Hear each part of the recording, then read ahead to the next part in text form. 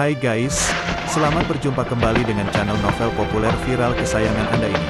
Saat ini admin ingin menghadirkan sebuah novel yang alur ceritanya sangat menarik dan seru. Novel ini berjudul Kaisar Agung Seni Bela Diri. Sebelum mengikuti keseruan ceritanya, mohon bantuan kalian untuk subscribe, like, dan share video-video yang ada di channel ini. Selamat menikmati.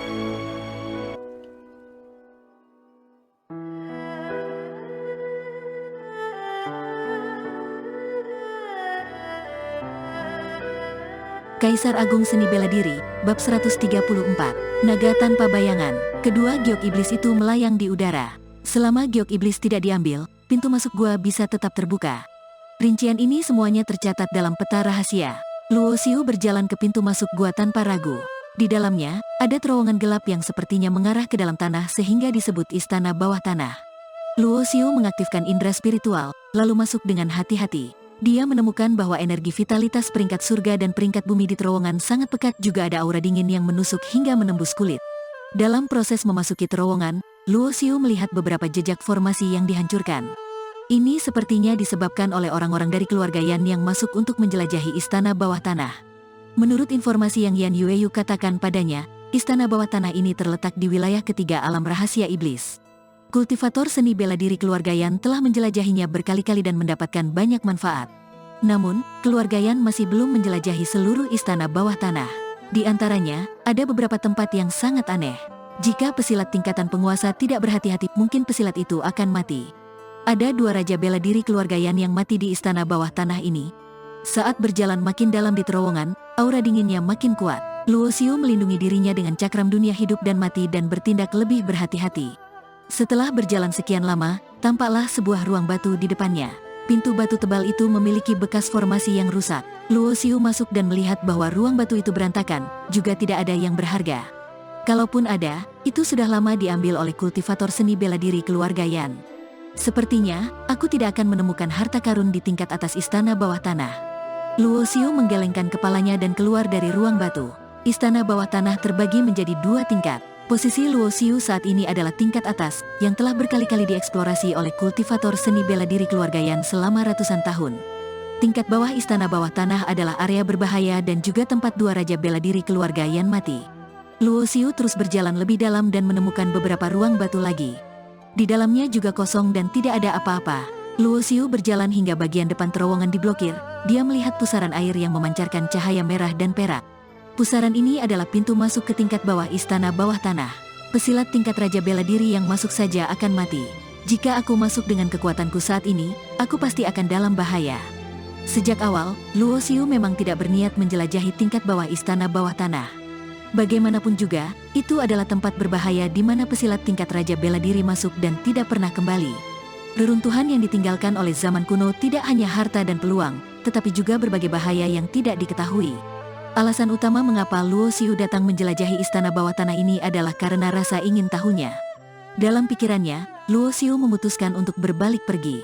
Namun, tepat pada saat ini, langkahnya tiba-tiba terhenti dan dia merasakan napas kehidupan yang lemah. Energi yin memenuhi istana bawah tanah. Kemunculan napas kehidupan yang tiba-tiba ini benar-benar membuat sekujur tubuh Luo Xiu menegang. Tatapannya langsung terkunci di sudut yang tak jauh dari pusaran. Napas kehidupan yang samar itu jelas datang dari sudut ini. Namun, dalam penglihatannya, tidak ada apa-apa di sudut terowongan tersebut. Formasi persembunyian, Luo Xiu sedikit mengernyit dan menyebarkan indera spiritualnya. Dia mencari dengan cermat, tetapi dia tidak menemukan jejak formasi. Hanya ada dua penjelasan untuk situasi ini. Pertama adalah tingkat formasi persembunyian telah mencapai level 6 ke atas. Jadi, dia tidak bisa merasakannya. Penjelasan lainnya adalah tidak ada formasi tersembunyi sama sekali. Sebaliknya, ada sesuatu yang tersembunyi di sana. Aku akan mengetahuinya begitu mencoba. Mata Luo Xiu berbinar dan vital sejati api maut kegelapan berkumpul menjadi energi telapak tangan. Luo Xiu mengulurkan tangannya untuk meraih sudut terowongan. Pada saat Luo Xiu bergerak, napas kehidupan lemah yang dia rasakan langsung bergerak dan napas kehidupan yang awalnya lemah tiba-tiba menjadi lebih kuat. Wosh, layaknya angin yang bertiup, benda seperti bayangan itu menghindari cengkeraman vital sejati energi telapak tangan dan segera menerkam Luo Xiu. Luo Xiu mendengkus dingin dan segera menggerakkan teknik pembekuan jiwa untuk menggunakan kesadaran bela diri pedang. Indera spiritualnya setajam pedang pembunuh. Dalam sekejap, ada puluhan pedang pembunuh indera spiritual menebas bayangan yang menerkamnya. Ark terdengar suara jeritan dan bayangan yang hendak menerekamnya berhenti sambil melayang. Ketika bayangan itu berhenti, Luo Xiu menatapnya dan tampaklah sosok yang samar. Ini adalah makhluk aneh seperti ular. Panjangnya sekitar 100 cm dengan 2 tanduk di kepalanya dan 4 cakar di sisi perutnya. Itu tampak seperti naga kecil. Namun, tubuhnya seperti ilusi yang menyebabkan Luo Xiu tidak dapat melihatnya dengan jelas. Jika bukan karena bisa merasakan napas kehidupannya, indera spiritualnya tidak akan bisa mendeteksi keberadaan makhluk ini. Luo Xiu sekali lagi mengulurkan tangan dan mencengkeramnya.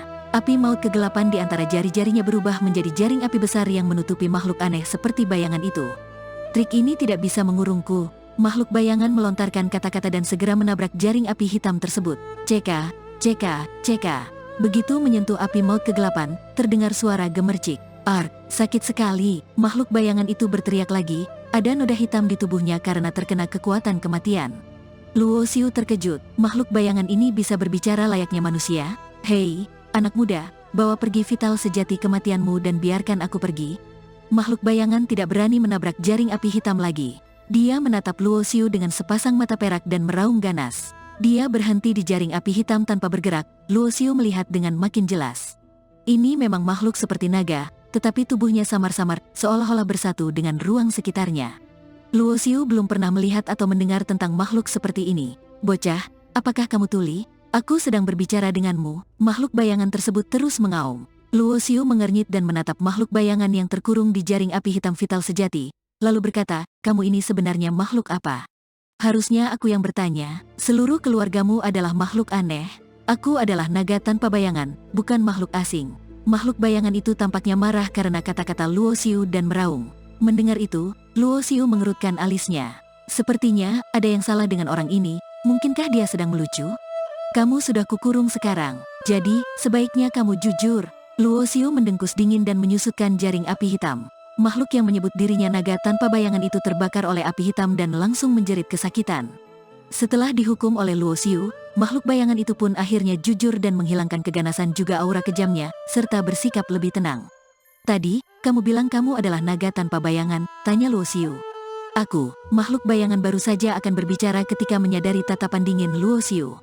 Dia pun menekuk lehernya dan menjawab pertanyaan Luo Xiu dengan jujur. Dari interogasinya, Luo Xiu mengetahui bahwa naga tanpa bayangan adalah spesies heterogen dalam suku naga. Dia terlahir untuk menguasai kekuatan ruang. Dia datang dan pergi tanpa jejak, juga bisa mengabaikan sebagian besar formasi. Aku, Long Ming, bisa dikatakan bahwa aku satu-satunya naga tanpa bayangan yang tersisa di dunia ini. Menurut naga tanpa bayangan bernama Long Ming ini, di zaman kuno, semua suku terlibat dalam bencana, bahkan suku naga tanpa bayangan hampir punah. Di sisi lain, Long Ming dikurung oleh sekte Tarsuna di istana bawah tanah alam rahasia iblis sebelum bencana terjadi. Luo Xiu diam-diam mendecakkan lidahnya. Ini melibatkan rahasia zaman kuno, tetapi Long Ming ini telah dikurung terlalu lama dan hanya tahu sedikit tentang bencana zaman kuno. Sejauh yang aku tahu, zaman sekarang dan zaman kuno setidaknya terpaut jarak lebih dari 10.000 tahun. Kamu mengatakan bahwa kamu dikurung di istana bawah tanah sebelum bencana kuno. Mungkinkah kamu telah hidup selama 10.000 tahun? Tanya Luo Xiu sambil mengerutkan alisnya. Kultivasi seni bela diri dimulai dari tingkatan bawaan. Setiap kali menerobos tingkatan besar, masa hidupnya akan bertambah banyak. Namun, kalaupun itu adalah petarung tingkatan penguasa, masa hidupnya paling panjang 2.000 tahun. Mungkinkah naga tanpa bayangan ini telah hidup selama puluhan ribu tahun? Long Ming mencibir dan berkata dengan jijik, bagi kalian para manusia, hanya kaisar bela diri yang dapat memiliki masa hidup 10.000 tahun, tetapi untuk kami, suku naga, masa hidupnya beberapa kali lipat dari kalian, suku manusia. Dalam hal kultivasi, manusia diberkati dengan keunggulan unik, kemampuan reproduksi yang kuat, dan peningkatan pesat dalam basis kultivasi. Di sisi lain, suku binatang iblis memiliki fisik yang kuat dan masa hidup yang panjang, tetapi mereka jauh lebih buruk daripada suku manusia dalam kultivasi. Seorang petarung penguasa bela diri bisa hidup selama 2.000 tahun, tetapi seekor binatang iblis peringkat ke-6 bisa hidup selama 5 hingga 6.000 tahun. Suku naga adalah suku puncak di antara binatang iblis dan bisa hidup lebih lama. Aku dikurung di istana bawah tanah selama lebih dari 50.000 tahun dan aku akan segera mati. Aku tidak punya pilihan selain menggunakan jiwa kekal menentang langit dan memulai dari awal setelah kehilangan basis kultivasiku. Kalau tidak, aku tidak akan takut padamu yang hanya tingkatan pemurnian ilahi. Aku bisa membunuh ribuan orang dengan mudah di masa kejayaanku. Luo Xiu tidak menggubris Long Ming yang membual tentang betapa kuatnya dia sebelumnya, tetapi memperhatikan jiwa kekal menentang langit yang disebutkan oleh pihak lain. Long Ming memperhatikan tatapan Luo Xiu dan langsung mencibir, lalu berkata, jiwa kekal bukanlah sesuatu yang dapat kamu kultivasi sekarang, belum lagi jiwa kekal yang menentang langit ini adalah jiwa kekal suku nagaku.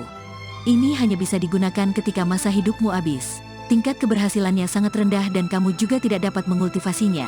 Mendengar kata-kata Long Ming, Luo Xiu ragu-ragu dan bertanya, apakah jiwa kekal juga merupakan jenis seni bela diri? Seni bela diri, Long Ming mencibir dan berkata, apakah kamu tidak tahu bahwa seni bela diri hanyalah hal paling dasar dalam kultivasi? Bagaimana kamu bisa membandingkannya dengan jiwa kekal? Di atas seni bela diri ada keterampilan bela diri. Setelah keterampilan bela diri, barulah jiwa kekal. Di zaman kemakmuran kultivasi seni bela diri kuno, semua orang mengetahuinya. Luo Xiu menanyakan beberapa pertanyaan lagi, tetapi beberapa di antaranya dijawab secara ambigu oleh Long Ming. Dia mengatakan bahwa dia telah kehilangan beberapa ingatannya karena telah menggunakan jiwa kekal menentang langit untuk mendapatkan kehidupan baru. Dia melarikan diri dari tingkat bawah istana bawah tanah. Kekuatannya saat ini hanya di tingkatan bawaan yang setara dengan binatang iblis tingkat ketiga. Mengenai dua pesilat Raja Bela Diri Keluarga Yan yang menjelajahi tingkat bawah istana bawah tanah, mereka memang dibunuh oleh Long Ming. Ada altar cahaya kegelapan tanpa batas di tingkat bawah istana bawah tanah yang mengurungku selama 50.000 tahun. Ini adalah harta yang bagus, tetapi dengan kekuatanmu, kamu tidak bisa mendapatkannya, ucap Long Ming. Anak muda, mari kita berdiskusi. Asalkan kamu mengeluarkanku dari sini, ketika aku mendapatkan kembali kekuatanku, aku pasti akan membalas kebaikanmu. Luo Xiu memicingkan matanya sambil tersenyum dan berkata, apakah kamu yakin? Bukankah kamu datang untuk membalas dendam? Apakah aku, Long Ming, orang yang membalas kebaikan dengan dendam, kata Long Ming dengan marah. Manusia dan naga itu saling menatap di terowongan gelap. Dari awal sampai akhir, Luo Xiu tidak menyingkirkan vital sejati jaring api hitam yang mengurung pihak lain sepanjang waktu. Biarkan aku menandai lautan jiwamu, agar aku tenang, kata Luo Xiu dengan suara berat. Mustahil, jika kamu menandaiku, bukankah hidup dan matiku akan dikendalikan olehmu? Long Ming meraung marah. Pada zaman kuno, Long Ming merupakan putra Raja Naga dari suku naga tanpa bayangan. Dia memiliki kesombongan bawaan. Bagaimana bisa dia diperbudak oleh suku manusia? Meskipun aku tidak menandai lautan jiwamu, hidup dan matimu sekarang juga ada di tanganku, cibir Luo Xiu. Dia memutuskan bahwa dia tidak akan melepaskan naga tanpa bayangan ini, belum lagi musuhnya adalah makhluk yang selamat dari zaman kuno. Kemampuan bawaan naga tanpa bayangan peringkat surga untuk menguasai ruang juga bisa sangat membantunya. Pada akhirnya, Long Ming hanya bisa memilih untuk berkompromi dan membiarkan Luo Xiu meninggalkan indera spiritual Luo Xiu di lautan jiwanya. Selama Luo Xiu beraksi, tanda indera spiritual bisa langsung meledak dan menghancurkan lautan jiwa roh Long Ming. Long Ming juga tidak berdaya. Dia menggunakan kemampuan menentang langitnya untuk mendapatkan kembali kehidupan barunya. Lantaran jiwa kekal ini dikenal sebagai penentang langit, tingkat keberhasilannya sangat rendah. Di zaman kuno, juga ada banyak pesilat yang menggunakan jiwa kekal menentang langit ketika masa hidup mereka habis. Kebanyakan dari mereka berakhir dengan kegagalan. Setelah akhirnya mendapatkan kehidupan baru dengan susah payah dan melarikan diri dari istana bawah tanah yang mengurungnya selama 50.000 tahun, Long Ming tidak ingin dibunuh oleh bocah manusia ini begitu dia keluar. Tentu itu akan benar-benar tragis. Aku akan tunduk pada bocah ini untuk sekarang. Setelah kekuatanku pulih sampai batas tertentu, aku pasti akan memberinya pelajaran, batin Long Ming dalam hatinya.